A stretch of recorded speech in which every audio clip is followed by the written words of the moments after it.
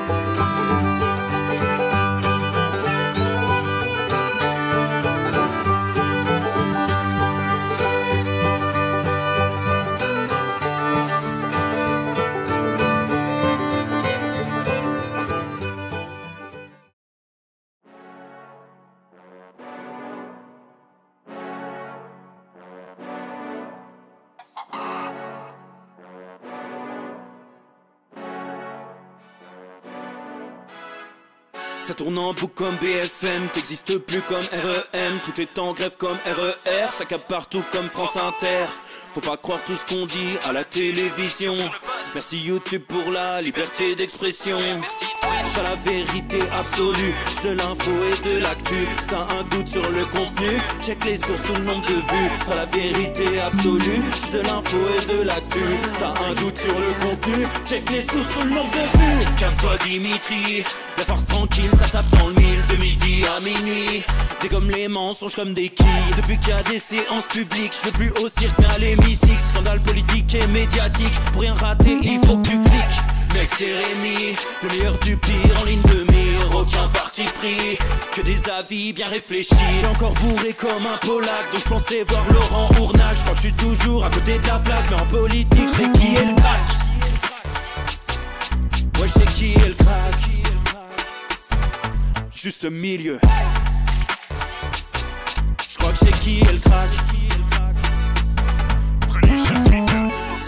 kilomètres de presse pour faire un résumé express. Ça charbonne comme un chinois avec la qualité d'un bavarois. On sera en retraite après notre mort, on sera bouffé par l'inflation. Dans le doute je vais voter Voldemort pour les prochaines élections. Passe de la country à la drill sans transition. C'était pas une bonne idée de me confier cette mission. Si t'aimes pas, dégoûte pas les autres. C'est pas moi qui le dis, moi je suis le roi des pauvres. Pour réfléchir, j'ai qu'un euro, non, moi je tomberai pas dans la fraude. Je le prononce Fröhliches Mittel, comme Angela Merkel. Désolé, je fais ce que je peux, je trouve ma répartie chez Lidl. Des enquêtes exceptionnelles, pas de langue de bois et de l'humour. La revue c'est juste mensuel, les vidéos c'est juste tous les jours. Ouais, c'est juste tous les jours. Juste milieu. Regarde ça tous les jours. Juste milieu. Désolé pour mon manque de répartie. Je sais même pas ce que je débite. C'est dur la géopolitique. Ou un peu comme ma... République. Ma République, non? C'est dur la République quand même, non? Ouais? Non? Ah non, c'est mou, non? Ouais, les mecs se font chier, on dirait un peu. Ouais, c'est un peu mou. Enfin, ça dépend dans quel pays. Ouais. Bah, j'y connais pas grand-chose, moi. Et c'est quoi une démocratie, déjà?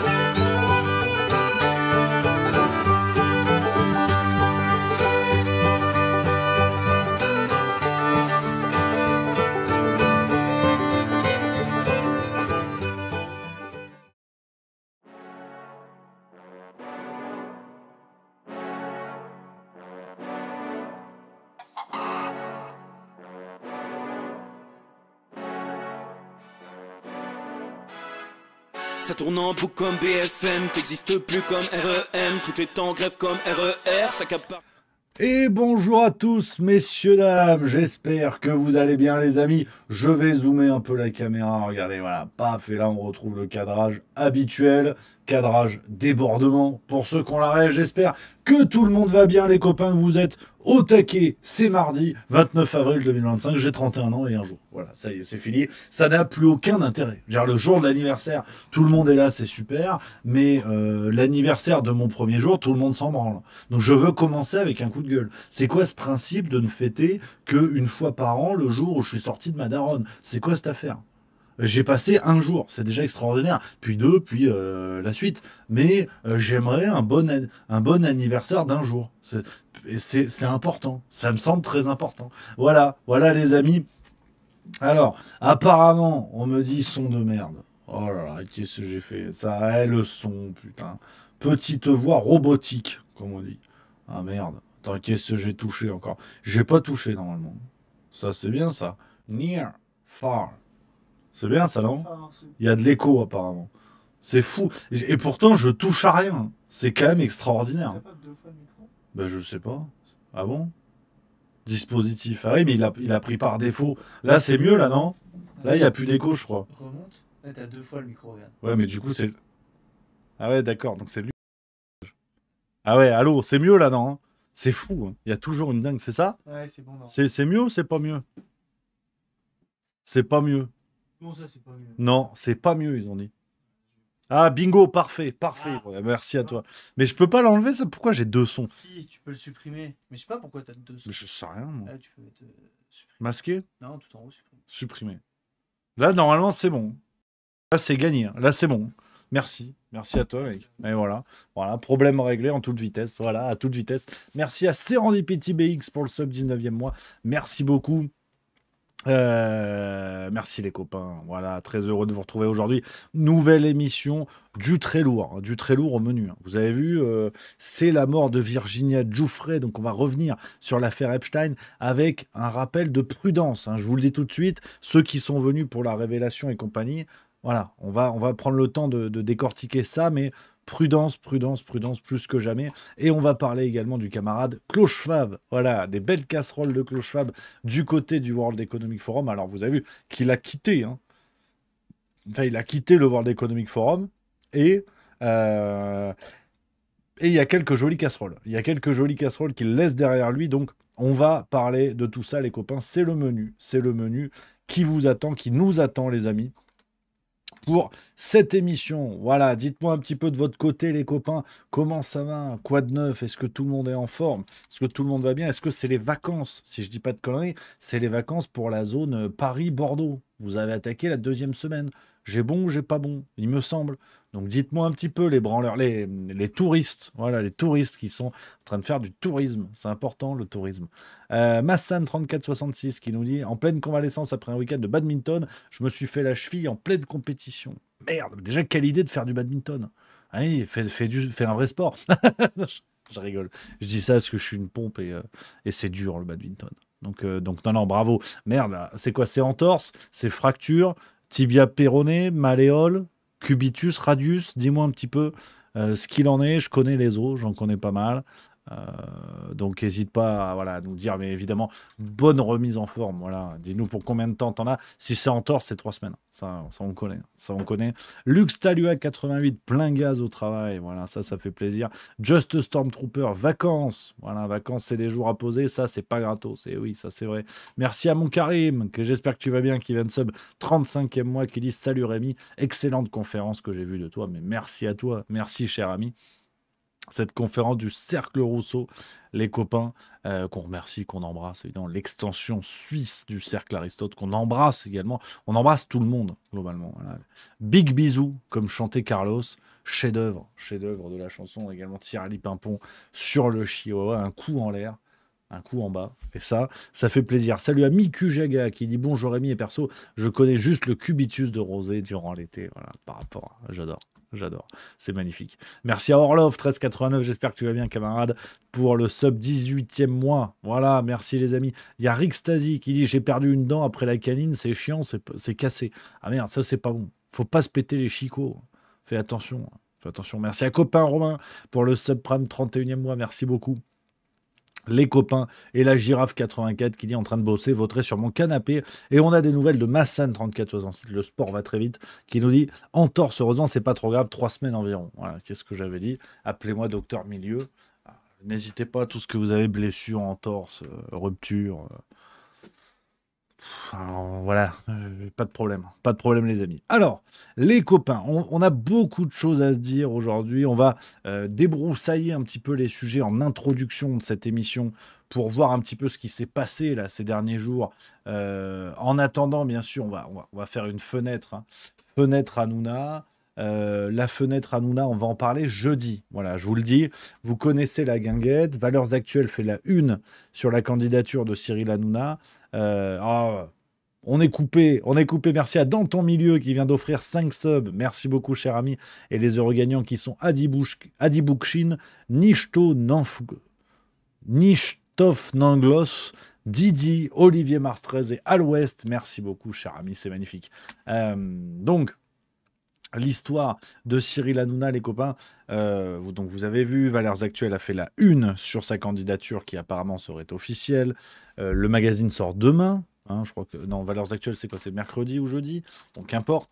Donc tout le monde, ça y est, tout le monde est sur le dossier.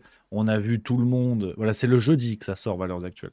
On a vu tout le monde s'encanailler, les grandes gueules en ont parlé aujourd'hui, Hanouna lui-même est sur Europe 1 pour en parler. Donc ça y est, hein, ce qui était prévisible se met en place. Vous connaissez la guinguette, on va en parler, mais on va en parler pas tout de suite, pas dans l'immédiateté des événements. Je suis en train de préparer un petit peu le sujet pour vous proposer une analyse qui, j'espère, sera la plus complète possible et surtout sera la plus prudente possible, parce que j'ai déjà vu de l'emballement du côté également des médias alternatifs et des intervenants alternatifs qui ont dit, et pourquoi pas, je pense à Myriam Palomba, qu'on salue évidemment, que je ne suis pas dans cette question de et pourquoi pas, mais bref, on y reviendra. La nouvelle escroquerie du système se met en place et on essaiera de décortiquer pourquoi, plutôt que de se contenter de dire c'est bien, c'est pas bien. On soulèvera les questions qui dérangent également un jeudi, donc dans le Juste Bistrot, parce que il y a un gros mensonge dans cette candidature. Enfin, il y a 2 gros mensonges possibles. Qui fait qu'Hanouna continue de prendre les gens pour des cons, mais ça c'est pas une grande découverte. Mais on va creuser un petit peu tout ça, les amis, et essayer de comprendre pourquoi c'est un piège extraordinaire, mais qui risque de fonctionner. Voilà, donc on prendra le temps. Vous connaissez la maison. Ce sera jeudi, et Hanouna va, pour le dire autrement, va réussir à la mettre à l'envers, aussi bien aux médias mainstream qu'aux médias alternatifs. Et je pense à ceux qui sont intervenus couramment sur son plateau. Bref, on va mettre tout ça à plat jeudi. Pourquoi jeudi? Autre raison, c'est que vous le savez, hein, je prends du temps pour être à froid sur ce genre de sujet et pas réagir dans l'immédiateté, mais surtout parce que on n'est pas à l'abri d'une connerie, on n'est pas à l'abri d'une fausse annonce. Je vous le dis, hein, je le redirai jeudi, il n'est pas impossible que le soufflet retombe et que dans 2 semaines, on n'en parle plus. Donc il faut aussi être prudent là-dessus. Ils sont peut-être juste en train de tester l'hypothèse, mais que ça aille pas forcément au bout. Donc on verra, on posera tout ça à plat. On a une grosse séquence de 45 minutes, 1 heure qui nous attendent là-dessus, et sur ce que ça veut dire aussi de notre système. Les amis, voilà, je vous donne rendez-vous. Le rendez-vous est pris. Un autre sujet, vous avez vu un autre sujet en ce moment, c'est l'assassinat à la Grand-Combe, près d'Alès, dans le Gard, hein, l'assassinat d'Aboubacar Cissé, assassiné dans une mosquée. On a évidemment, une pensée pour sa famille, une pensée pour ses proches, évidemment, ça c'est le plus important. Avant de réagir à quoi que ce soit, et d'ailleurs il n'y aura pas d'analyse, il n'y aura rien du tout, je veux juste envoyer un immense doigt d'honneur, hein, évidemment, à tous les partis politiques, quels qu'ils soient, et tous les intervenants, quels qu'ils soient, qui ont récupéré cette affaire, qui ont tenté de l'intégrer au chausse-pied dans leur logiciel d'analyse. Les uns pour dire que c'était islamophobe, les autres pour dire que ça n'avait rien à voir. Bref, on a piétiné la mémoire de ce pauvre homme. Et le réel s'est déjà rappelé à toutes ces salopes qui ont interprété une affaire alors que le cadavre n'est même pas enterré, le cadavre de ce pauvre homme n'est même pas enterré, que tous ceux qui ont tenté de rattraper, de récupérer cette affaire, ont pris un doigt d'honneur quel qu'il soit, parce que le coupable, le terroriste, a été arrêté, il se serait rendu à la police italienne, on apprend qu'il serait issu de la communauté rome, et on apprend que le motif islamophobe n'existe pas du tout, donc en tout cas n'existerait pas. Donc aussi bien à l'extrême droite qu'à l'extrême gauche que la droite, tous ceux qui ont fait de la politique politicienne là-dessus, évidemment je leur pisse au cul, évidemment, ça c'est clair. Et en premier lieu, on a cette séquence symbolique, mais on va parler de lui, on pourrait dire pareil sur les autres partis, qu'on soit bien d'accord. Vous avez peut-être vu cette séquence de Jean-Luc Mélenchon, parce qu'ils veulent faire des marches contre l'islamophobie. Alors l'acte n'est pas islamophobe, mais c'est pas grave. Enfin, l'acte ne serait pas islamophobe, et quand bien même, en fait. Un mort reste un mort. On n'est pas plus mort par rapport à ses croyances, son sexe, ou ses origines, ou ses convictions. C'est évidemment ridicule, et cette séquence symbolique, qui est une séquence coupée, on n'a pas le contexte, on va nous expliquer que c'est plus compliqué. Mélenchon qui a chialé, on a vu toutes les larmes de son corps, l'islamophobie qui est pour lui d'abord un tract électoral avant d'être une cause à défendre, et regardez cette séquence qui en dit tellement long.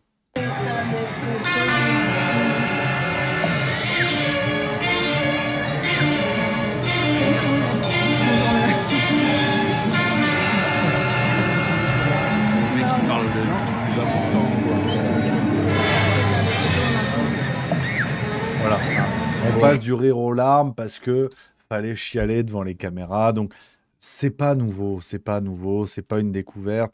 Et je le redis, c'est pas une question de s'en prendre à la France insoumise dans toutes les idées qui sont défendues et dans le projet politique. Absolument pas. C'est juste pour démontrer de manière symbolique avec cette séquence à quel point on prend les électeurs pour des cons. Et d'abord les électeurs de la France insoumise. Mélenchon est un mec passé, est un mec dépassé, périmé, est un politicien périmé, qui n'existe plus que par des postures qui servent des intérêts électoraux, mais qui ne sont pas sincères. Évidemment, pas plus qu'à l'extrême droite, quand ils prétendent défendre l'intérêt des Français en ne remettant jamais en cause l'Union européenne. Donc on soit bien d'accord, je ne m'en prends pas à Mélenchon pour mieux défendre l'extrême droite ou autre. C'est le même type d'ordurerie, mais à des degrés différents et de manière différente. Donc Jean-Luc Mélenchon est là-dedans, et d'ailleurs ils l'ont dit, on l'a déjà dit plusieurs fois, la France insoumise a instrumentalisé le vote communautariste et en a fait une stratégie, c'est-à-dire que la France insoumise parle à la France des banlieues, espérant que cette France qui en grande majorité s'abstient puisse un jour voter pour eux et faire basculer l'élection. Sauf que ces gens-là s'en foutent.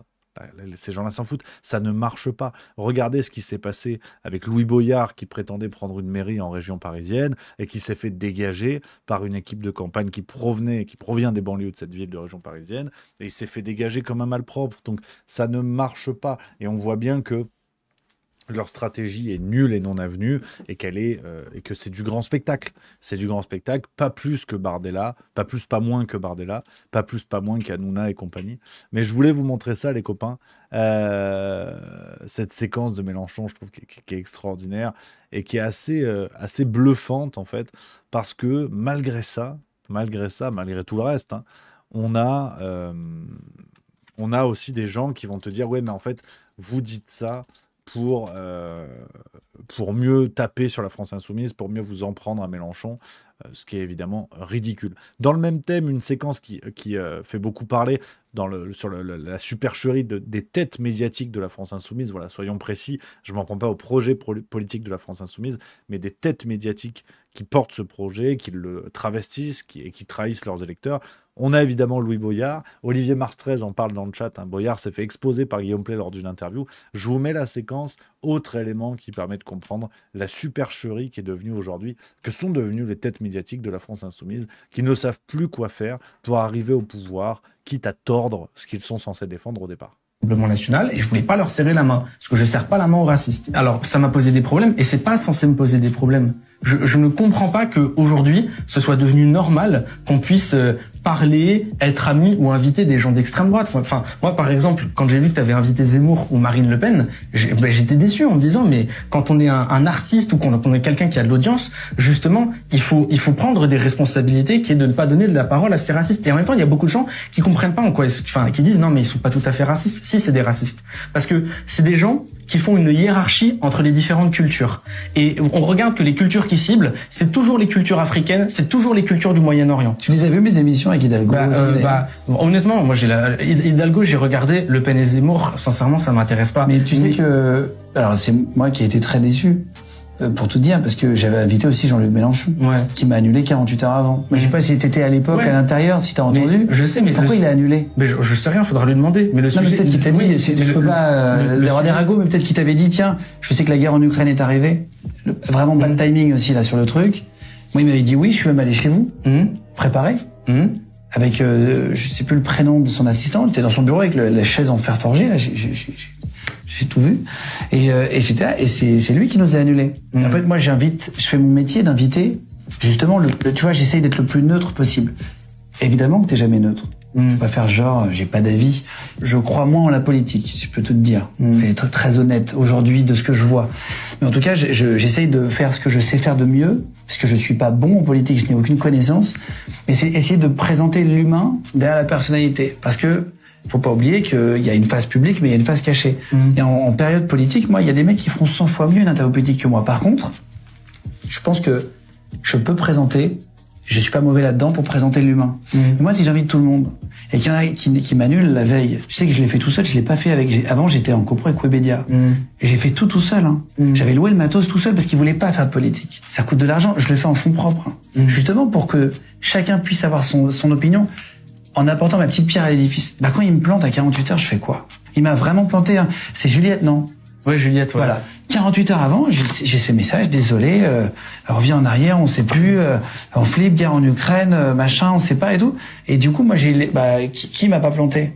Zemmour et Hidalgo. Mais Voilà, donc une séquence intéressante qui permet de démontrer, que Guillaume Play démontre très bien, d'ailleurs, là encore, qu'on l'apprécie ou qu'on l'apprécie pas, démontre très bien une autre forme de supercherie de la France insoumise, que même leur position, en fait, de faut censurer l'extrême droite, les machins, les bidules, on se rend pas dans ce genre de médias, en fait, les coulisses sont quand même un petit peu différentes. Donc c'est intéressant, les amis. Donc je le redis, sur cette histoire d'assassinat à la Grand Combe, évidemment, toutes nos pensées vont à la famille d'Aboubacar Cissé, de ses proches, et sur cette affaire, ne concluons pas trop vite. Laissons les réactions à chaud et les interprétations idéologiques aux chiens qui se nourrissent de ça, que ce soit idéologiquement, politiquement, médiatiquement, qui ont besoin de chercher des voix, qui ont besoin de chercher de l'audience avec des interprétations hâtives sans preuve. Laissons ça, voilà, ce genre d'individus. Restons froids, restons lucides. Soyons dans l'empathie, le temps des larmes, et on verra ça plus tard, de savoir si c'est les vilains, les gentils, les machins, les bidules. Donc, voilà, les amis, dites-moi un peu ce que vous en pensez sur cette affaire, les copains. Si vous êtes d'accord ou pas, quel est votre point de vue là-dessus, les amis. N'hésitez pas à me dire, évidemment, dans le chat, c'est le débat, on papote. Voilà. Une fois de plus, on est là pour ça, je vous dis ça, mais c'est d'abord de papoter le but. Le but du jeu.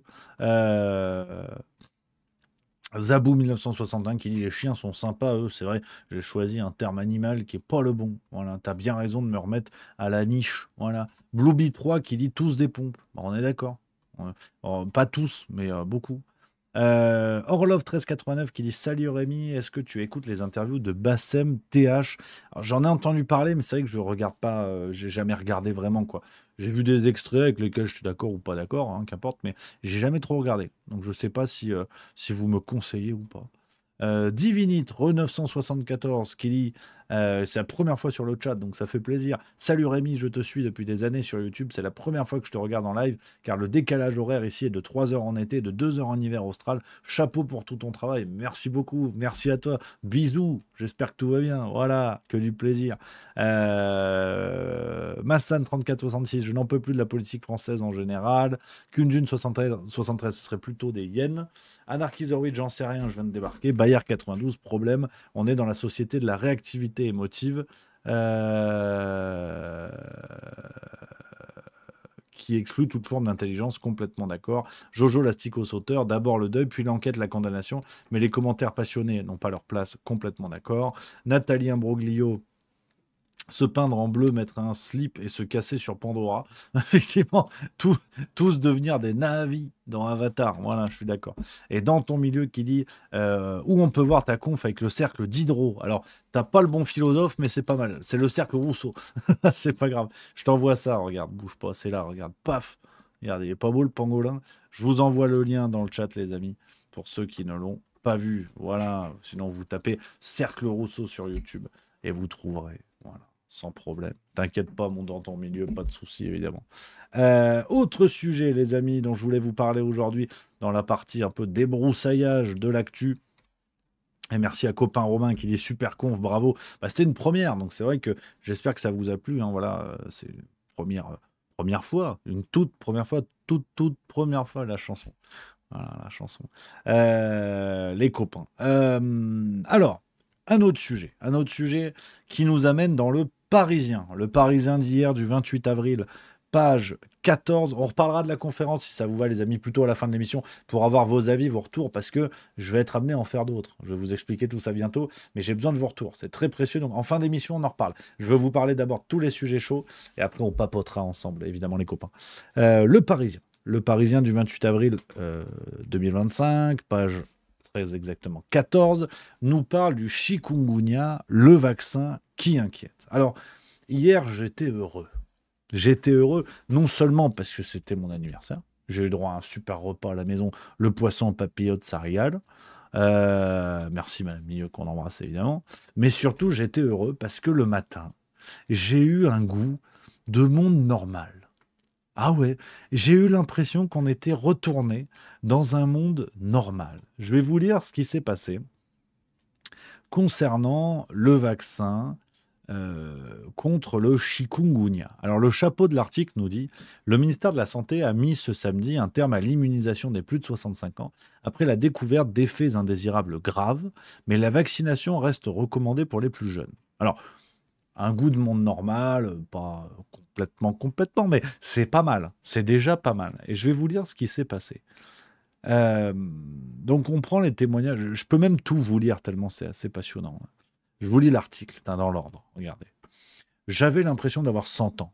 Quelques jours après s'être fait vacciner contre le chikungunya en prévision d'un prochain déplacement professionnel à La Réunion, Stéphane, 52 ans, s'est retrouvé avec un syndrome grippal bien cogné. Des maux de tête, de la toux, des courbatures et une nuit passée à grelotter et être en nage au point de devoir changer de t-shirt, décrit le quinquagénaire qui habite les Hauts-de-Seine. Un effet secondaire de sa vaccination ?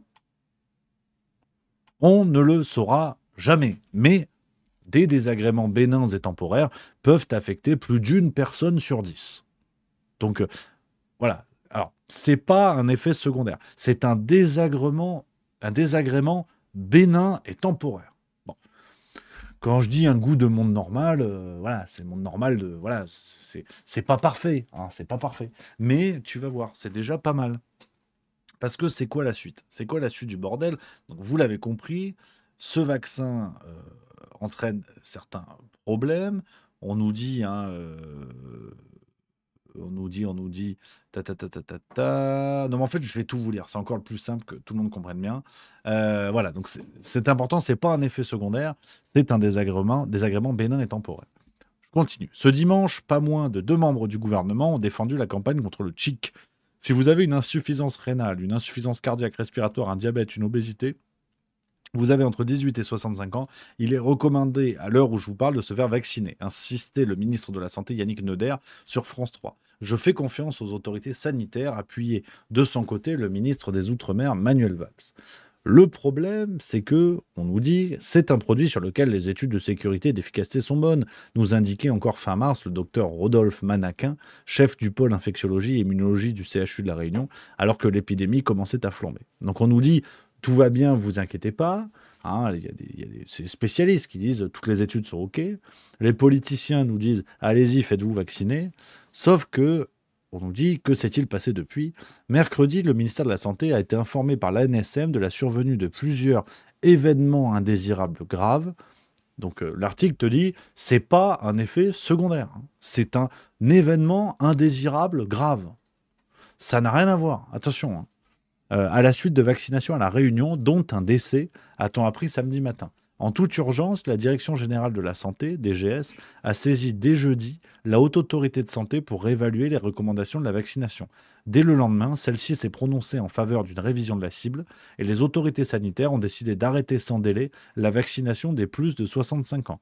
En effet, les 3 premiers événements sont survenus chez des personnes de plus de 80 ans et qui avaient déjà par ailleurs d'autres maladies graves. L'une d'elles est décédée. Après, on nous dit le lien de causalité est très vraisemblable.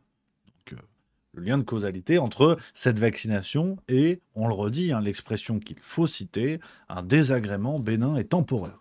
Un désagrément bénin qui peut causer la mort. Voilà. Non mais voilà, c'est après voilà, moi je vous lis l'article, c'est pour ça que je voulais tout vous lire, que ce soit précis. Voilà. Donc, on résume le bordel, ce qui nous rappelle quelque chose.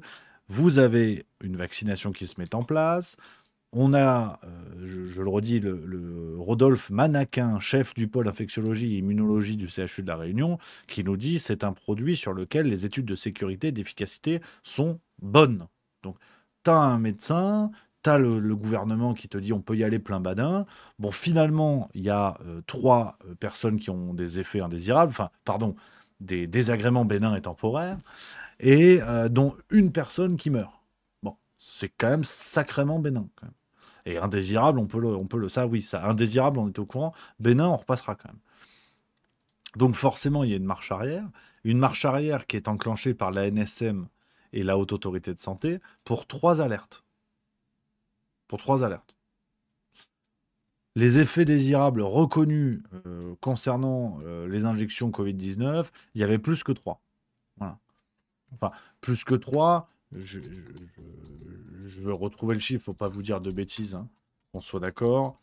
je l'ai en tête, mais je juste m'en assurer, moto fact-checker. Voilà, je vais même vous montrer la page. Hein.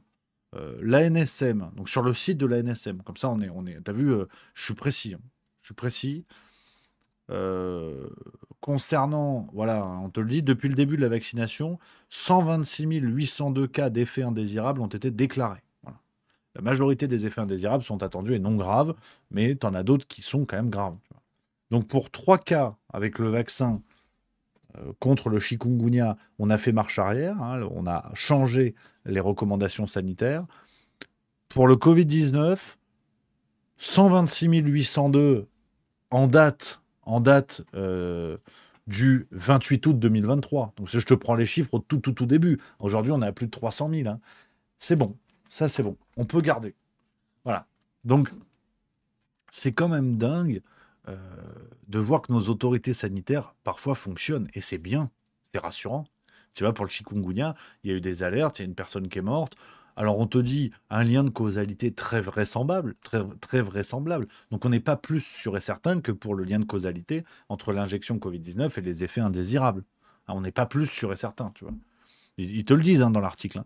Nous sommes dans le cadre d'un nouveau vaccin. Il y a donc un dispositif de pharmacovigilance renforcée qui a été mis en place, a expliqué samedi soir Gérard Cottelon, le directeur de l'Agence régionale de santé, sur le plateau du journal télévisé de Réunion la première. Cela veut dire qu'on a demandé aux professionnels de santé de faire remonter tous les effets indésirables, inattendus, dont les signes d'inconfort et de douleur qui peuvent apparaître chez un patient. Ces 3 patients ont développé des symptômes d'une forme grave de chikungunya. Voilà. C'est précisément pour cette raison que les autorités sanitaires ont estimé que le lien de causalité avec le vaccin semble très vraisemblable, considérant les symptômes et leur délai d'apparition après la vaccination. Voilà. Donc quand ils veulent, ça marche. Quand ils veulent, ça marche. C'est là qu'il y a un hic. C'est là qu'il y a un hic. Alors après, moi, je vous lis l'article. Vous en faites ce que vous voulez, une fois de plus. Hein. Moi, loin de moi l'idée de dire oui, voyez-vous, hein. Le hasard a fait qu'à ce moment-là, les autorités de santé françaises savent faire le job. Pour 3 cas, dont un décès. Et évidemment, on envoie tout notre soutien, une fois de plus, tout notre soutien aux proches hein, de la victime, évidemment. Mais 3 cas. Covid-19, 300 000. On a refait une campagne de vaccination il y a 2 semaines. Après, j'ai jamais été bon en maths. Hein, donc, après, voilà, je sais pas. Je sais pas. On a une précision hein, de Divinit Re 974 qui dit « La raison de cette marche arrière est simple, Rémi. Ici, personne ne veut de ce vaccin. Les Réunionnais ne veulent pas en entendre parler, malgré un énorme matraquage médiatique. » Donc, effectivement, encore plus bravo à nos amis réunionnais, du coup, voyant le risque pour leur santé, risque manifeste, hein, évoqué dans le Parisien.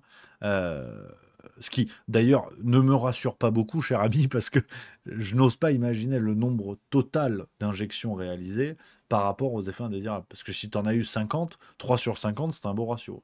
Donc non, c'est assez terrible. Donc je voulais vous parler de ça, les amis. C'était dans le Parisien. Et ça fait plaisir. Ça fait plaisir. Les copains, voilà c'est fou. Dites-moi un petit peu dans le chat, les amis, sur ce sujet-là. Tu vois, j'ai faim, je baille. Il n'y a pas de secret. Non, mais c'est automatique. Hein. C'est comme les antibiotiques ou je ne sais quoi. Hein. Non, c'est j'ai faim. Il n'y a pas plus à dire. Hein. Donc voilà un petit peu les copains là-dessus. Alors, sans transition, on va aller sur l'un des gros sujets du jour, le premier gros sujet du jour, la mort de Virginia Giuffre, on va dire Giuffre, peut-être ça dit Jouffre, je vais dire Giuffre, qui relance complètement l'affaire Epstein. Alors, l'affaire Epstein, nul besoin hein, de tout vous redire, mais c'est vrai que cette disparition, ce suicide de Virginia Giuffre, donc l'une des victimes du réseau Epstein, qui avait dénoncé le prince Andrew, je vais revenir là-dessus en détail, relance l'affaire. Sauf que, je crois que là, il faut être prudent, et ce rebondissement nous rappelle à la vigilance, nous rappelle à la prudence et nous évite d'être, entre guillemets, des vrais complotistes. Vous allez voir, je vais tout vous expliquer dans cette vidéo, les amis. Alors, Je vous l'ai dit, l'affaire Epstein, je ne vais pas tout vous répéter, vous êtes au courant, hein, cet immense réseau pédocriminel mis en place aux États-Unis, avec des complicités qui vont en très haut lieu, hein, qui remontent jusqu'à très haut, de Jeffrey Epstein, qui est l'un des plus gros pédocriminels de la fin du XXe et du XXIe siècle, pour l'instant, un record à battre, si j'ose dire. Hein, c'est pas drôle. Ça, c'est de l'humour noir, tu vois. Le Lolita Express, un avion dans lequel on transitait les grands de ce monde pour aller entre les différentes propriétés de Jeffrey Epstein, notamment son île privée, des perquisitions qui ont été menées à la fin de l'affaire dans l'une de ces baraques où on a retrouvé des choses extraordinaires, des caméras dans toutes les chambres. Enfin bref, on peut très clairement imaginer un réseau immense qui a été mis en place avec les grands de ce monde qui sont sûrement sous le coup d'un chantage extraordinaire, voire qui se sont rendus coupables d'agressions pédocriminelles. Bref, vous connaissez le topo sur cette affaire. On va se concentrer sur le cas de Virginia Giuffre. Alors, Virginia Giuffre est née Roberts, donc Virginia Roberts, le 9 août 1983. Elle est issue d'une famille difficile. Elle a été agressée sexuellement à l'âge de 7 ans. Donc on est sur un parcours de vie rude, dur. Hein, j'ai quelques sources que je vous montre, que vous retrouverez comme d'habitude, les amis, en description de la vidéo. Plusieurs sources, hein, si vous voulez creuser l'affaire, creuser cette affaire Virginia Giuffre. Elle-même, d'ailleurs, a déclaré dans un interview être passée d'une situation d'abus, puis avoir fugué pour ensuite vivre avec différentes familles d'accueil. Elle vit dans la rue à l'âge de 13 ans. Elle devient la proie d'un trafiquant sexuel de 65 ans, un certain Ron Eppinger du côté de Miami, un homme qui était à la tête d'une sorte de réseau de mannequins obscurs et qui en fait faisait du trafic sexuel à ciel ouvert, en toute tranquillité. Et le rebondissement dans la vie de Virginia Giuffre, enfin le rebondissement dans cette triste vie et ce début d'existence compliquée. À 14 ans, Virginia Roberts, donc à l'époque, va retrouver son père, après avoir vécu dans la rue et s'être rapproché de ce trafiquant sexuel. Son père, qui à l'époque est responsable de l'entretien du club privé de Donald Trump à Mar-a-Lago. Oui. Ouais, alors on va y revenir, vous inquiétez pas, il y aura tout un volet dans ma vidéo sur Donald Trump parce qu'on a des choses intéressantes mais qui là encore doivent nous ramener à la prudence. On continue sur le parcours de vie de Virginia Roberts, enfin Virginia Giuffre née Roberts. Entre 2000 et 2002, elle va être mise au service du couple Epstein et Maxwell. Et elle va rencontrer Ghislaine Maxwell justement dans le club privé de Donald Trump. Je vous donnerai tous les détails tout à l'heure. Et donc elle est mise au service de ce couple, elle est abusée sexuellement de manière régulière, elle intègre le réseau très clairement auprès du couple Epstein-Maxwell. Jeffrey Epstein, Ghislaine Maxwell, qui était la compagne de Jeffrey Epstein, aujourd'hui emprisonnée, Ghislaine Maxwell, sous le coup d'un procès. Alors peut-être sera-t-elle suicidée, on y viendra également dans quelques minutes. Et Ghislaine Maxwell, qui a toujours fait office, si vous voulez, de recruteuse pour Jeffrey Epstein. Je vous laisse imaginer le type de personne qui était recrutée par Ghislaine Maxwell. Et donc en septembre 2002, Virginia Roberts va être missionnée par le couple Maxwell-Epstein pour partir en Thaïlande, pour l'école internationale, pour suivre une formation à l'école internationale de massage à Chiang Mai, en Thaïlande, parce qu'elle était, elle était embauchée, embauchée. Elle faisait partie du réseau pour ça, au départ, pratiquer des massages. Je vous passe la suite des détails.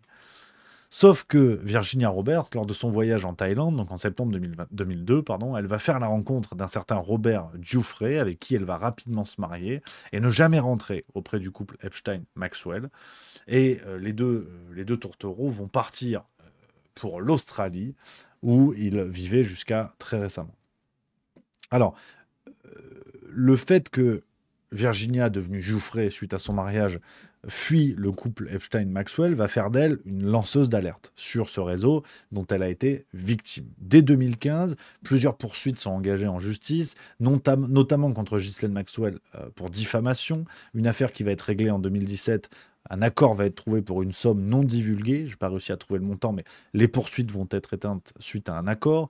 Le 2 juillet 2019, on a une sorte de continuité dans ce premier procès, dans ces premières poursuites, avec le décèlement d'une poursuite civile antérieure par Giuffre contre Ghislaine Maxwell toujours. Le 9 août 2019, on a un premier lot de documents liés à cette affaire, liés à ces poursuites, un premier lot de documents qui vont être déclassifiés. 9 août 2019, et le 10 août 2019, Epstein se suicide dans sa cellule aux États-Unis d'une prison anti-suicide. Donc, voilà, on ne sait pas comment, avec évidemment des conditions complètement dingues. Les conditions du suicide d'Epstein sont à peine croyables. Je vous renvoie vers le livre écrit par le journaliste américain Dylan Howard, qui est l'enquête à ce jour la plus complète sur l'affaire Epstein, publiée en France aux éditions... Attendez, je vais pas vous dire de bêtises. Ça a été publié en France aux éditions Le Jardin des Livres. Voilà, excusez-moi, que je dise pas de conneries. Donc c'est l'enquête la plus complète. Si vous voulez poursuivre, je vous montre. Je vais vous montrer la couverture du livre. Si vous voulez en savoir plus sur l'affaire Epstein, voilà, c'est ce livre-là qu'il faut lire, qui fait vraiment référence, l'enquête de Dylan Howard, traduite en français, donc vous pouvez la trouver tout à fait facilement.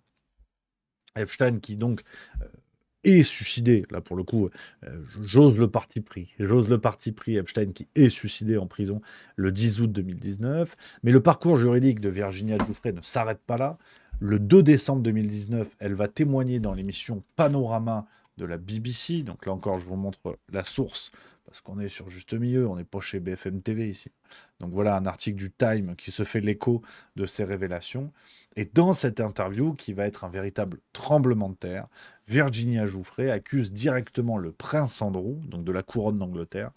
Donc on rappelle, le prince Andrew qui a été accusé, qui a payé quelque chose comme 10 millions de dollars pour faire éteindre les poursuites contre lui. C'est la justice aux États-Unis. Si vous avez de l'argent, vous n'êtes pas coupable. Vous pouvez payer pour faire éteindre les poursuites. Et c'est évidemment ce qu'a fait le prince Andrew. Mais il a été sanctionné, faut pas déconner. Parce que, bon, est-ce que le fait de payer pour faire éteindre des poursuites vaut aveu, vaut culpabilité? Ça, c'est encore un autre débat. Mais le prince Andrew, qui a sûrement payé cet argent, payé cette somme avec l'argent de la couronne d'Angleterre, on en avait parlé dans une précédente vidéo sur Juste Milieu, il a été sanctionné. Ce qui d'ailleurs pour moi valide la piste d'un aveu, d'une culpabilité assumée en payant pour faire éteindre les poursuites. C'est que lors de la mort de sa maman Elisabeth II, c'est l'un des fils d'Elisabeth II, la couronne d'Angleterre avait dit au prince Andrew, tu viens mais tu peux pas mettre les habits militaires. Voilà, parce que quand même, violer des gamines, c'est quand même pas bien. C'est quand même pas bien. Donc tu ne mettras pas le képi. Tu enlèves le képi. Tu viens, tu es en costume, tu as violé des gamines, mais ça va. Tu n'as pas le képi. Donc voilà, pour dire à quel point en fait tout ça semble assumé. On reste dans l'hypothétique. On est prudent, mais tout ça semble assumé. Et donc les accusations contre le prince Andrew proviennent de Virginia Giuffre. Pour être précis, que tout le monde remette bien l'affaire dans l'ordre. Mais ce qu'on a parfois oublié, c'est que Virginia Giuffre n'a pas seulement accusé le prince Andrew. Elle a également dit avoir été abusée par des gens comme Alan Dershowitz. Donc je vais vous montrer la photo du monsieur, qui est l'un des plus grands avocats américains, intervenant d'ailleurs, je crois, professeur de droit à Harvard, si je ne dis pas de conneries, qui a été l'avocat d'O.J. Simpson, qui est l'avocat d'Epstein et qui est l'avocat de Trump. Décidément, c'est pas de bol. On y reviendra sur Trump. Donc, Virginia Giuffre a dit avoir été abusée par Dershowitz, mais également par Jean-Luc Brunel. Jean-Luc Brunel, il faut que je vous en parle rapidos. Jean-Luc Brunel était le dirigeant, est un Français qui a géré l'agence de mannequins Elite pendant plusieurs années, à la fin des années 90-2000, c'est ce monsieur-là, et qui est impliqué directement dans le réseau Epstein, qui a directement recruté et fourni des femmes mineures pour alimenter le réseau Epstein. Ce monsieur, d'ailleurs, qui avait été arrêté, en 2023, sauf erreur, et alors là, voilà, il a été... il a été arrêté en détention provisoire depuis 2020, pardon, c'est ça. Et regardez l'article du Monde, hein, Jean-Luc Brunel, l'ex-agent de mannequin soupçonné de viol, retrouvé mort en prison. C'est pas de bol. Moi, je sais pas quoi vous dire, c'est pas de bol. Jean-Luc Brunel, donc, accusé par Virginia Giuffre d'avoir abusé d'elle. On sait que Brunel a fourni des mineurs pour le réseau Epstein. Donc, pour vous dire les ramifications de ce réseau international. On ne parle pas d'un mec déluré qui connaissait quelques puissants aux États-Unis. C'était dans le monde entier. Bon, ben, Jean-Luc Brunel est arrêté et il est mort. Il est mort, suicide... Peut-être le Covid. Hein. Non, mais bon, après, moi, je suis pas complotiste, j'en sais rien. Hein. Je vous dis ce qu'ont dit les journaux. Hein. Donc, il est mort. Il est mort. Peut-être les remords, c'est possible aussi. Hein. Peut-être plein de remords. Donc, voilà pour Jean-Luc Brunel, autre personne accusée. On continue notre chronologie avant d'arriver dans l'analyse. On arrive au 2 avril 2025 et il s'est passé un événement curieux. Virginia Giuffre a été victime d'un accident de la route. Un accident de la route au début du mois d'avril 2025, donc c'est tout frais. C'est tout frais. On nous dit, Virginia Giuffre, qui a accusé le milliardaire et le prince Andrew d'agression sexuelle, a été percutée au volant par un bus scolaire. Virginia Giuffre va raconter les conditions de l'accident selon elle. Elle dit que le bus roulait à plus de 110 km/h, qu'elle prenait un virage calmement. Il y a eu des versions contradictoires données par le chauffeur de bus, par des passagers adultes du bus, qui ont dit que l'accident était mineur, n'était pas grave. La police aussi, d'ailleurs, a témoigné dans la presse australienne notamment, pour évoquer le fait que l'accident était loin d'être grave. Virginia Giuffre a dit qu'il lui restait 4 jours à vivre suite à l'accident, ce qui n'était pas vrai. Donc, on a des versions contradictoires là-dessus. Mais toujours est-il que la dernière nouvelle en date, c'est que Virginia Giuffre s'est suicidée. On l'a appris il y a 3 jours. On l'a appris samedi dernier. Donc, le samedi 26 avril, on a appris que Virginia Giuffre a été retrouvée morte et qu'elle se serait donné la mort chez elle. Alors, on va essayer de faire le tri au milieu de tout ça.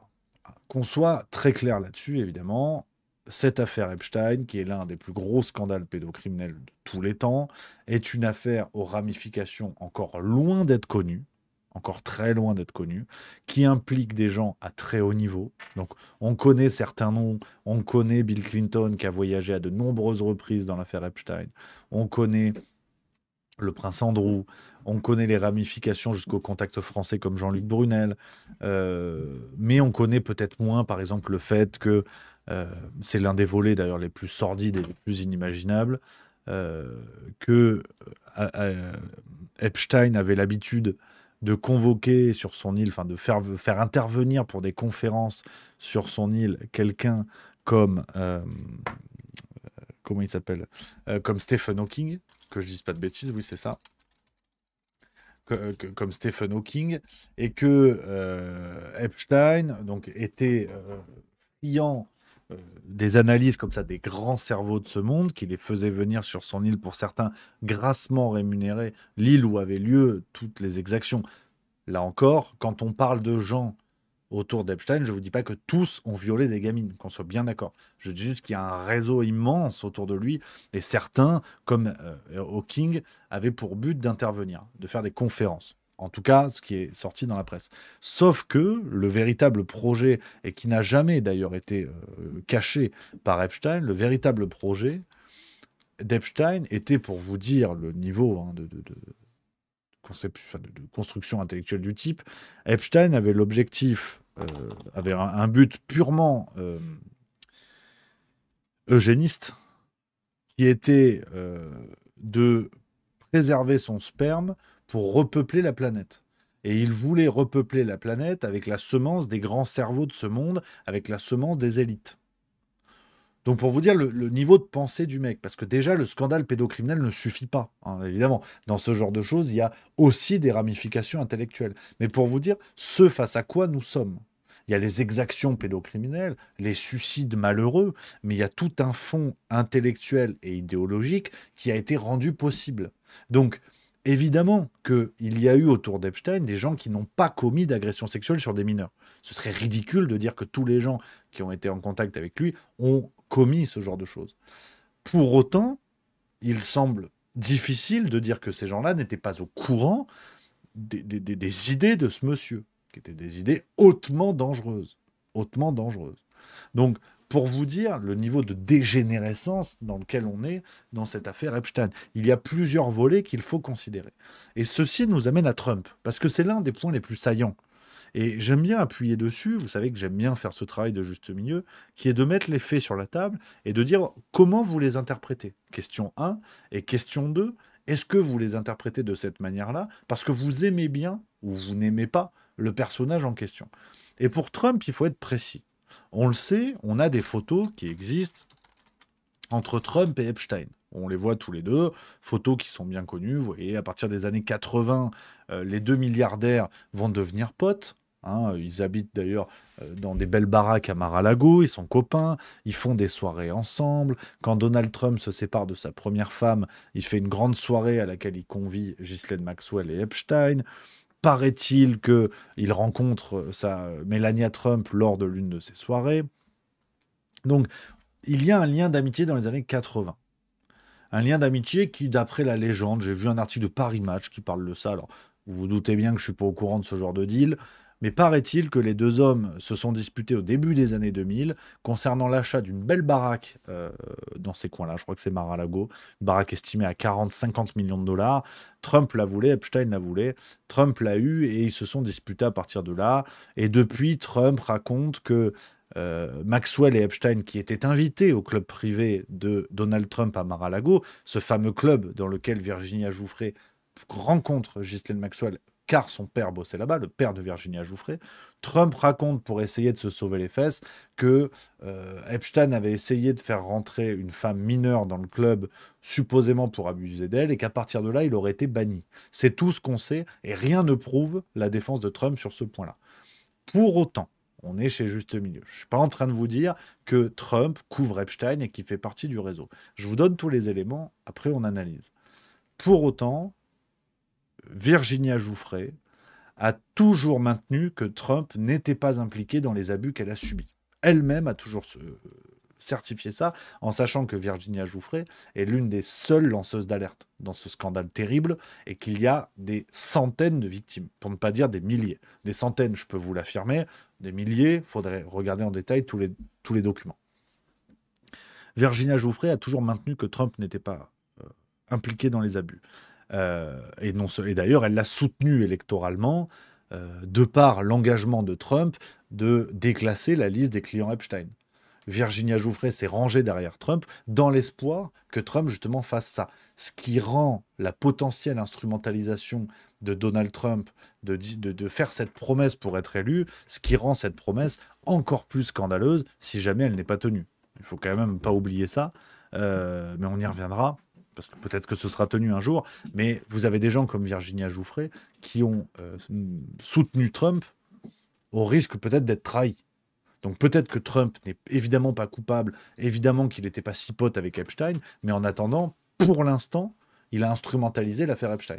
Donc, ce qui est très grave à mon sens, sur le plan moral.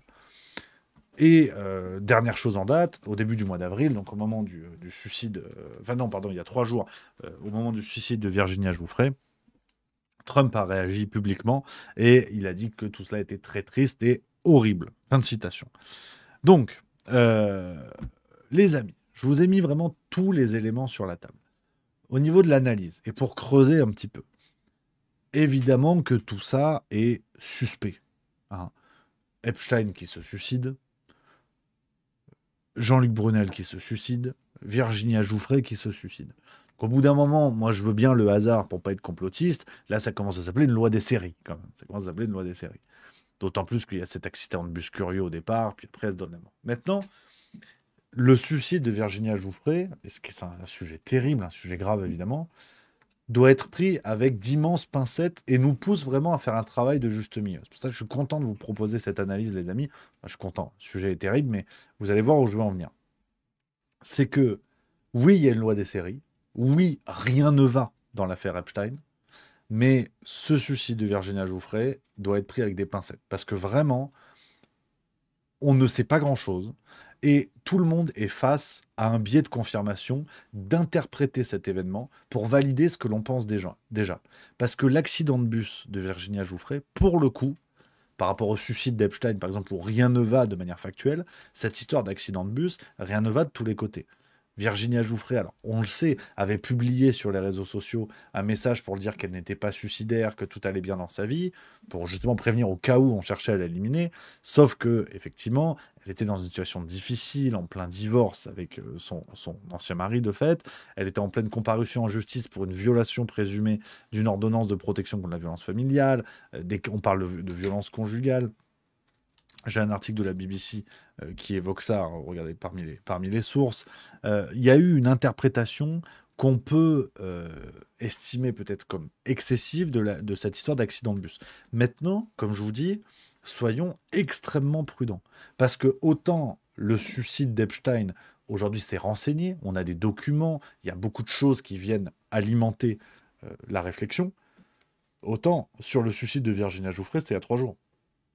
Donc, personne, dans un sens comme dans l'autre, ne peut dire quoi que ce soit, ne peut affirmer quoi que ce soit pour l'instant. Et peut-être qu'un jour, on aura suffisamment d'éléments pour valider telle ou telle théorie. Mais ce que je voulais vous dire là-dessus, les amis, c'est qu'on a un précieux rappel là-dessus, parce que vous avez les gens qui considèrent depuis le début que l'affaire Epstein est un complot, et que c'est du complotisme, que c'est n'importe quoi, qui vont prendre l'événement de la mort de Virginia Giuffret et l'interpréter pour que ça plaque à ce qu'ils pensent déjà. C'est-à-dire que ça colle et qu'ils puissent dire « mais vous avez vu, elle a instrumentalisé le truc et c'est pas vrai ».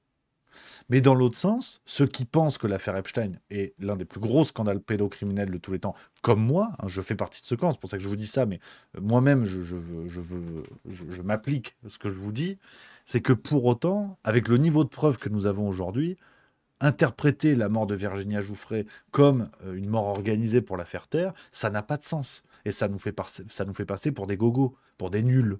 Ça nous fait penser pour des gens qui prennent n'importe quel événement sans aucune prudence et sont prêts à tout pour valider leur théorie. Mais si je vous dis ça, c'est que on se tire une balle dans le pied. Parce que l'affaire Epstein se suffit à elle-même.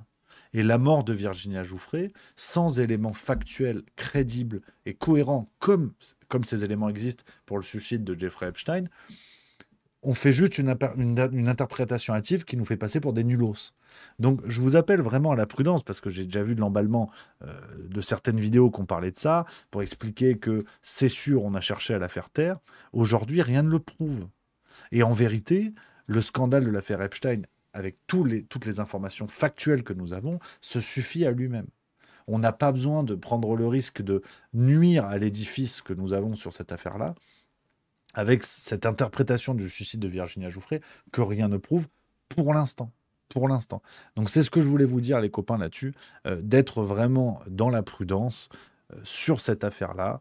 Et à mon avis, on n'a pas fini d'en parler, et c'est le plus important de continuer à parler de cette affaire Epstein, parce que, à mon avis, les ramifications sont encore nombreuses. Alors, je prends vos messages, les copains, dans le chat. J'ai mon Babcom5 qui dit « Rémi, il y a quand même un faisceau d'indices. Ok pour la prudence, mais bon, ça fait pas un peu beaucoup ?» Moi, je pense que non, pas assez. Sur cet élément-là spécifiquement. Je suis d'accord que 3 suicides dans une même affaire, c'est plus que curieux, mais cette affaire nous rappelle que, et je le pense franchement, cette affaire nous rappelle que nous devons tout le temps être prudents, être cohérents, et que même si vous avez, dans une affaire comme celle-là, où tout concorde à une manipulation permanente pour faire passer le truc sous le tapis et faire taire les gens, eh ben, il y a peut-être des endroits où on n'est pas si sûr. Donc je pense qu'il faut justement être prudent. Mais en tout cas, c'est ma position. Après, chacun en fait ce qu'il veut. Dolph G qui dit bien sûr que rien ne le prouve. C'est le principe de comploter, dissimuler les preuves. Peut-être aussi. Zabou 1961, je suis d'Acrémy, prenons le temps. Natimimo 47, s'interroger, y compris quand on part dans tous les sens, et probablement, espérons-le, dans l'exagération. Reste sain, non.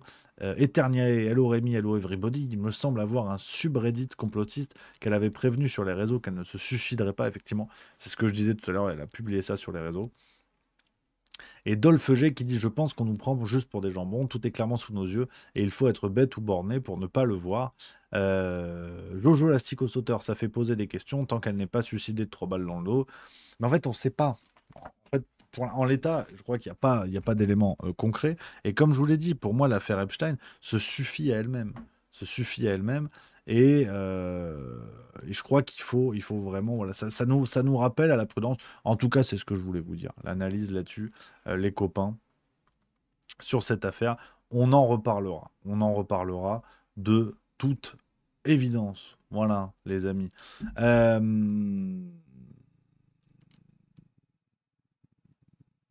Gurom91 qui dit une petite dose de Célérus. Alors peut-être, ça on l'a pas encore eu, c'est pas impossible non plus. Victor Macno, milieu ouvert, pas une prison, donc scène facilement corruptible. Possible, hein, possible. Et Natimimo47, prendre des circonvolutions et s'excuser de poser des questions est significatif d'une démocratie exsangue. Oh, t'as l'air énervé, Natimimo47. Je t'avoue que j'ai pas tout compris à ton message. Jojo Latico Sauteur, sans infos supplémentaires, l'affaire reste maigre. Olivier Mars 13, on en reparlera ou pas si tout le monde se suicide. Geeko Phil TV, le fils de Laurent Fabius aussi s'est suicidé en plein Covid. Avenue McMahon dans le 17e. Mais vous mélangez tout, les amis. Et détendez-vous. Hein. Détendez-vous, les gars, là. On se calme. On parle de l'affaire Epstein. Là. Calmez-vous. C'est aussi un message, un rappel à la vigilance et un appel au calme, les amis. Vous vous pétez le crâne tout seul, là, à monter toutes les affaires, le truc qui n'ont rien à voir. Laurent Fabius, de quoi on parle là. Que tout le monde se calme. Je vous en supplie, les amis, calmez-vous. Hein. Quand on parle d'un sujet, on prend le temps de le décortiquer, on en papote ensemble, on discute, on bricole, mais détendez-vous. Vraiment, je vous sens je vous sens tendu. Je vous sens tendu. Oui, on parle de sujets graves. Oui, il faut être dans la dénonciation et l'analyse sérieuse, mais tout jeter sur la table en bazar, ça sert à rien. Ça nous fait passer pour des tarés. Hein. Donc calmez-vous, l'affaire Fabius, je suis au courant, mais ça n'a rien à voir. Vraiment absolument rien à voir. J'ai quelqu'un pareil qui, dans le chat, j'ai aucune importance, qui met « Tu es sûr avec Cohn-Bendit ou Mitterrand ?» Je comprends pas ce que ça fout là, mais calmez-vous. Calmez-vous, les amis. Geekophile qui dit il y a combien de politiciens qui ont fricoté avec Epstein? Peut-être que Fabius a aussi trempé le biscuit. Mais non, mais tu vois, ça, c'est un truc qui me fait chier aussi. Ça, c'est un truc qui me fait chier. De vouloir brancher tous les complots, je m'entends, hein, vous avez compris l'idée, brancher tous les complots entre eux pour nous donner plus raison. Non, les amis, le truc de Fabius, peut-être que ça n'existe pas. Peut-être que c'est exactement ce qui permet au système mainstream de nous prendre pour des abrutis. C'est ça, en fait. C'est juste le peut-être que. C'est le peut-être que t'as aucune preuve, t'as aucun élément. Un jour, Julien Pain se plante devant toi avec son micro, tu peux absolument rien dire, et tu nous fais tous passer pour des cons. Donc on est tous responsables de ça, les amis. On est tous responsables d'être prudents et d'être meilleurs qu'eux dans le travail, dans la réflexion, et de pas brancher des trucs sans aucune preuve. En tout cas, moi, j'en ai pas. Peut-être que t'en as, effectivement. Peut-être que je m'emballe et c'est moi qui ai tort dans l'affaire. Mais je pense juste, les amis, qu'il faut être prudent.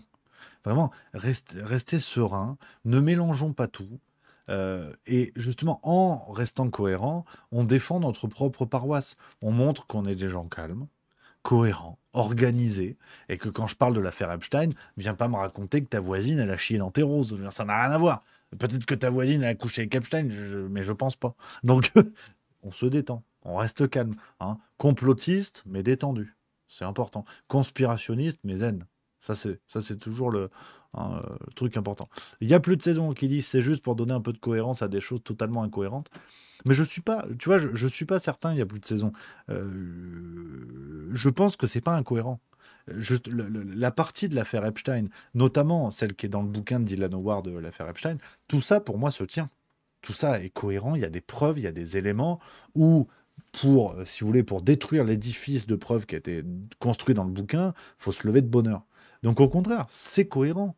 Je veux dire, les détournements de mineurs par centaines qui ont eu lieu dans le réseau Epstein, les gens qui ont voyagé dans l'avion, les carnets de vol, les contacts, le suicide d'Epstein où rien ne va, tout ça c'est cohérent. C'est pour ça, voir ce qu'on voit, regarder les choses pour ce qu'elles sont, et ça devient incohérent, là où on commence à dire, Virginia Giuffret, c'est sûr que c'est lié. Si vous voulez le fond de ma pensée, je le pense que potentiellement c'est lié. Évidemment, on a envie de se dire 1 plus 1 plus 1 plus 1 plus 1 plus 1. Quand tu as une série de plus 1, s'il faut deviner le dernier chiffre, tu vas avoir tendance à dire 1. Je suis d'accord avec vous. Je dis juste que sur ce petit morceau de l'édifice qui n'est pas cohérent pour l'instant, en l'absence de preuves solides, c'est précisément là qu'il faut être le plus sérieux. le plus solide et de reconnaître la fragilité. Parce que vous vous doutez bien qu'en face, de Julien Pain à votre tante relou qui vous prend pour un complotiste d'extrême droite, en face, on va choisir spécifiquement le petit bout où ça va pas. Donc on ne peut pas donner le bâton pour se faire battre, si j'ose dire. Donc c'est surtout ça, en fait, les amis. Je voulais vous parler de cette affaire parce que je crois elle nous rappelle ça, en fait. Elle nous rappelle ça. Il faut être on n'a pas le droit, en fait, on n'a pas le choix que d'être le plus rigoureux possible si on veut essayer de faire passer des messages intéressants, de faire passer des messages renseignés. Eh ben, il faut être rigoureux. Alors, les amis, tu vois, le breaking news, hein, tu vois, heureusement qu'on n'a pas fait l'émission là-dessus parce que on serait passé pour des abrutis. Apparemment, je vais vous montrer ce qui sort, hein, là, ça tombe, c'est en train de tomber. Cyril Hanouna annonce qu'il ne sera pas candidat à la présidentielle 2027. Il s'agissait d'un prank. Oh, comment on rigole bien. Alors, affaire à suivre. Est-ce que Valeurs Actuelles a marché dans le truc? Et alors vraiment, bon, c'est encore pire que prévu. Hein, et on est devenu vraiment le cirque Pinder jusqu'au bout. Apparemment, c'est une connerie. Bon, affaire à suivre. Bon. Tant mieux pour ce test, hein, grandeur nature. Attends, il y a la séquence qui vient de sortir sur Europe 1. On va voir un petit peu ce que ça donne. Les gens pour des abrutis, et je pense qu'il ira. Quand même. Ils sont sur un test grandeur nature. On va rien changer au programme, les amis. On va rien changer au programme parce que là, ils sont en train de prendre les gens pour des abrutis. Mais alors vraiment, les défenseurs d'Hanouna qui m'expliquent que ce mec-là vient du peuple, qui défend les intérêts du peuple, vous êtes vraiment des cagoles de grande catégorie. Vraiment, les défenseurs d'Hanouna qui disent que ce mec-là est génial, qu'il porte des messages, des machins, prendre les gens pour des abrutis à ce niveau-là, c'est extraordinaire. Donc jeudi, on fera quand même la vidéo. De ce qui s'apparente à un test grandeur nature, où là, la marche arrière, parce que tout le monde lui chie dessus, parce qu'évidemment, c'est lamentable. Ça ressemble à un test grandeur nature. Ils prennent la température, ils voient ce que ça donne. On fera quand même jeudi la vidéo de l'hypothèse Hanouna et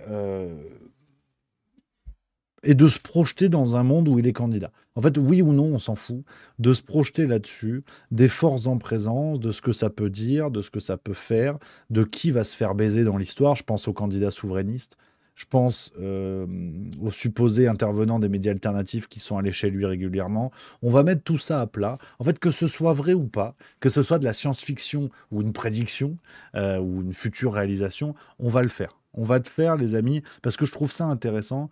On parlera du cas Hanouna, mais qui en dit long sur les failles qu'il y a aujourd'hui dans notre système politique, qui fait que n'importe quel kidam peut y aller, et que le coup de...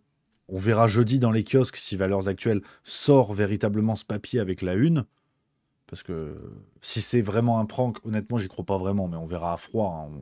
Je vais réfléchir dessus, je vous en reparlerai jeudi. J'y crois pas beaucoup, mais si c'est vraiment une connerie, Valeurs Actuelles, ils nous font un truc du même niveau qu'on a retrouvé Dupont de Ligonnès, vous savez. Alors qu'en fait, c'était un pauvre Portugais en voyage en Écosse, donc c'était évidemment ridicule. Donc, je crois franchement pas que Valeurs Actuelles s'est fait avoir de cette manière-là, et que ça ressemble à un test, ça ressemble à un joli test, où Bolloré, ce qu'il a raté avec Zemmour, il va essayer de le mettre en place avec Hanouna. Et il y a une vraie fenêtre, il y a une véritable fenêtre, et à la limite, si on tire le truc jusqu'au bout, peut-être qu'Hanouna nous fait le coup de « non, mais je déconne », et puis dans 6 mois... Ouais, mais j'ai vu, les retours étaient chouettes, les gens ont des attentes. Bon, je vais y aller. Je pense qu'il y a un boulevard. Il y a un boulevard pour ce type. Ils sont en train de nous le fabriquer, ils sont en train de nous le créer. Et on étudiera quand même premier degré le programme qui a été proposé, parce que c'est un programme cohérent. On dira tout ça jeudi. Tant pis, l'émission me plaît. Je n'ai pas du tout complètement fini de la bosser. Mais je pense qu'il y a plus de saison dans le chat qui dit « Tu donnes trop d'importance à Hanouna, Rémi, il ne mérite pas une émission ». Je suis plutôt d'accord avec toi. L'homme en tant que tel ne mérite pas ça. Mais je pense que Hanouna est le symbole de ce n'importe quoi qui peut s'infiltrer dans les failles de notre vie politique. C'est que, je veux dire, on se fout de la gueule de Zelensky en Ukraine. Il faut rappeler que l'Italie a eu Beppe Grillo. L'Espagne a eu Pablo Iglesias, qui était quand même prof à Sciences Po, mais je veux dire, un kidam qui arrive au pouvoir. Il y a un boulevard. Il y a un boulevard pour n'importe qui. Je vous l'avais dit, fut un temps, ma théorie, c'était Brigitte Macron. Bon, là, je sais que j'avais déconné, mais j'avais quand même mis le pronostic. Hein, et là, j'avais dit, tout le monde me doit l'apéro, si c'est vrai. Mais il y a un boulevard. Il y a un boulevard pour quelqu'un sur qui les gens vont se dire, foutu pour foutu, on y va. Et Hanouna, il est le symbole de ça. Mais comment va-t-il y arriver? Il ne va pas y arriver avec ses bras, avec ses petits bras, comme avait fait Coluche. Coluche qui avait une vraie popularité, véritable popularité, auprès de la gauche, de la droite, des ouvriers, des patrons. Il y avait un vrai élan populaire. Hanouna, c'est pas pareil, c'est une construction médiatique. En témoigne sa carrière, d'un type qui a fait des pieds et des mains, aujourd'hui qui a un succès et qui le mérite sans aucun doute, qui commence sur France 4, touche pas à mon poste, puis après ça soutient Macron, puis finalement ça soutient Zemmour, puis finalement on sait pas. C'est une fabrication du système, ce que n'était pas Coluche. Donc c'est évidemment sans commune mesure. Je pense que Hanouna attire du public, il y a une vraie communauté, il y a une vraie sympathie pour lui, mais ça n'a rien à voir, ça n'a vraiment rien à voir. Je pense pas que Coluche était aussi clivant, si vous voulez. Coluche s'en prenait aux élites, s'en prenait à ceux d'en haut. Hanouna, il vient d'en haut. Aujourd'hui, il appartient à en haut. Donc, faut pas déconner non plus, quoi. Bref, on mettra tout ça à plat, les amis. Peut-être que ce sera une émission de science-fiction, d'un scénario qui n'existera jamais de voir un Hanouna candidat. Mais j'ai envie de le faire parce que l'exercice me semble intéressant. Et je pense franchement que... qui vont peut-être y aller vraiment. Donc on verra les copains, on en parlera. Voilà, et Camilène24 qui dit dans le chat, c'est juste, hein, qui dit « J'ai vu un sondage où 85% des gens ne voteraient pas pour lui, c'est pour ça il dit que c'est un fake. » Peut-être, non mais c'est clair, c'est délire, c'est délirant. Ah oui, et la girafe 84, c'est vrai, alors eux ils sont forts. Eux, je veux leur tirer mon coup de chapeau. Après on parle de Clochefab, c'est le grand cactus sur la TV belge. Alors eux, ils sont très très forts. Vraiment, regardez la RTBF, regardez la TV belge, ils sont très très forts. Ils avaient fait des trucs sur Macron, ils ont fait des trucs sur Indochine. Mais vraiment, tu te dis que nous, on a vraiment des pompes à vélo dans nos médias. Quand on voit ça, ce niveau de caricature, de satire qui est génial, on se met leur sketch sur Hanouna avec Yann Moix et tout. C'est du génie. On se fend la gueule, on se met ça. Après, on parle de Clochefab. Yann Moix, Nelly Olson, hein, voilà. Xavier Dupont de Ligonnès. Et j'adore. J'adore. Et Dark Vador. Et Dark, je l'adore. Voilà. Et voilà. Non mais c'est pas possible. Ce n'est pas possible, Cyril. Attends, je vous adore. Je les adore tous. Voilà, je les adore tous. Je vous adore. Voilà. Et voilà. Oui. Et attends, t'as voulu du scoop, ma petite caboche, hein? Et voilà du scoop, hein. Et je serai toujours là pour vous. Je vous adore. Et mon petit Yannou, moi. Et on est amis, toi et moi. Et on est des amis, nous. On est amis. Mais nous sommes, mon cher Cyril, car, comme l'a si bien dit l'immense Charles Péguy, heureux deux amis qui s'aiment assez pour savoir se taire ensemble. Ouais, bah ferme ta gueule. Charles Péguy, c'est quoi, Charles quoi? Je sais plus. Charles Péguy, l'immense auteur qui n'était pas une cochonne, contrairement à Livia. Bah dis que ça va, ça suffit.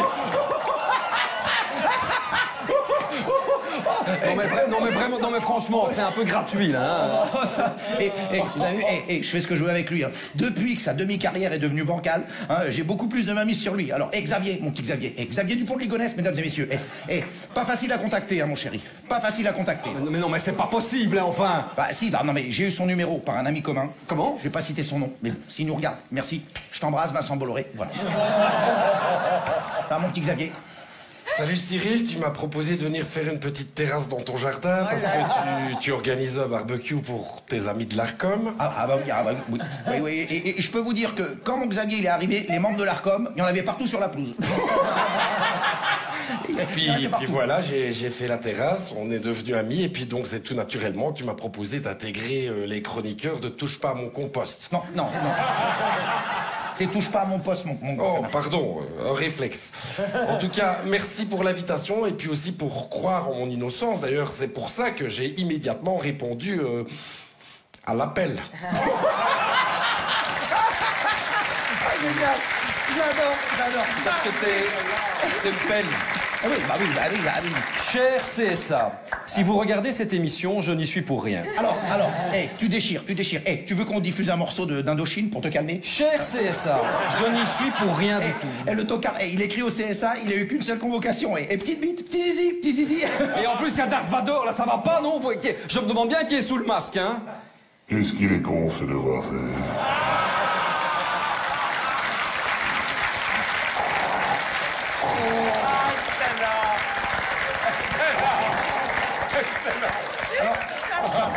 C'est mon ami Dark, hein, et je l'adore. Il me fait trop rire. Donc voilà, c'est Darka. Darka m'adore, voilà. Et Darka, que la farce soit avec toi. Voilà, la farce. La farce. Et riez, je vais m'énerver. Et Yann Moix, mon petit Yann, tu connais Nelly Olsen? Mon cher Cyril, permettez-moi d'articuler ma réponse en 3 parties. Ouais. Primo, non, je ne la connais pas. Deuxio, on est là pour faire connaissance. Et je terminerai avec une simple question directe. Tu as quel âge? Oh là, oui, attends.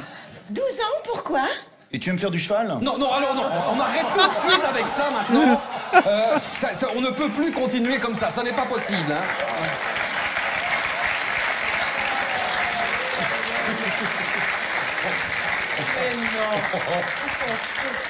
Non? Mais si tu veux, je peux grimper sur ton dos. Comme ça, j'aurai l'impression de faire un tour sur un âne.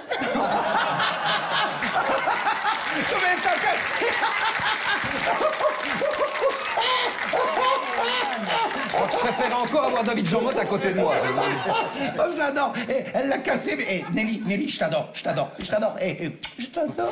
Force est de constater qu'elle m'excite à mort. En toute franchise, elle, même si elle avait 50 ans, après quelques verres, évidemment, il n'est pas impossible, et je pèse mes mots, que j'aurais possiblement encore envie de lui foutre une cartouche. C'est donc la fin de notre émission. Et je vous comprends, je l'accepte. Non, mais je te rassure. Le jour où tu arriveras à être raide, c'est que je t'aurai tué.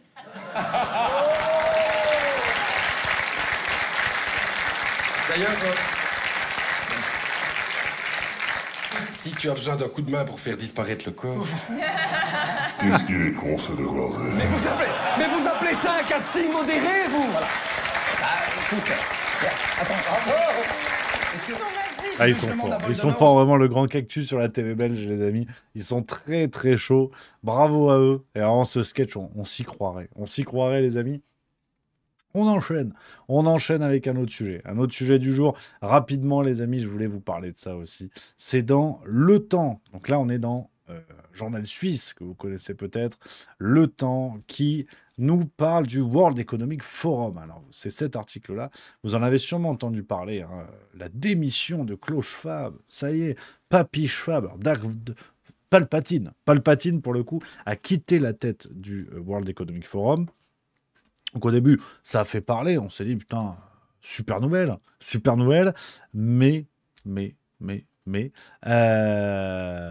Mais c'est pas si compliqué. C'est pas si simple que ça. Parce que on apprend un peu les coulisses du World Economic Forum et c'est pas beau.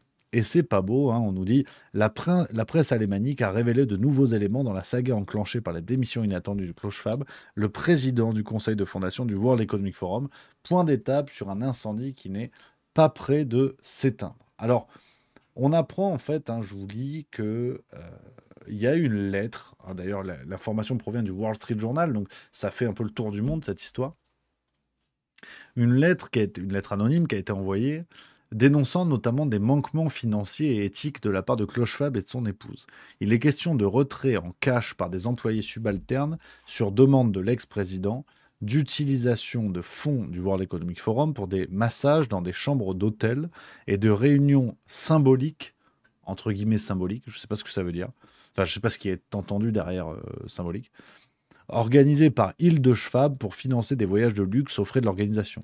Une culture d'entreprise toxique du WEF, donc World Economic Forum, est aussi pointée, tout comme le comportement hostile de son fondateur envers les femmes.